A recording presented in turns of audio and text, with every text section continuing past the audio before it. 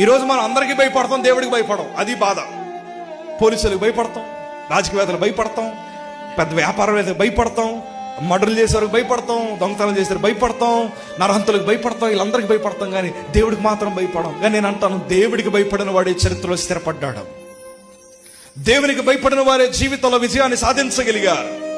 దేవునికి భయపడిన వాడు మాత్రమే ఎన్నో ఘనమైన కార్యములు వారి బ్రతుకులో చూడగలిగారు. కానీ వాస్తవానికి మన అందరికి భయపడతాం, దేవుడికి తప్ప. ఈ సంగమా, దేవుడికి ఎవరైతే భయపడతారో ప్రపంచం వారిని చూసి భయపడుతుంది. దేవుడి ఎదుట ఎవరైతే తలదించుకుంటారో ప్రపంచం ఎదుట దేవుడు వారి తలను పైకెత్తుతాడు.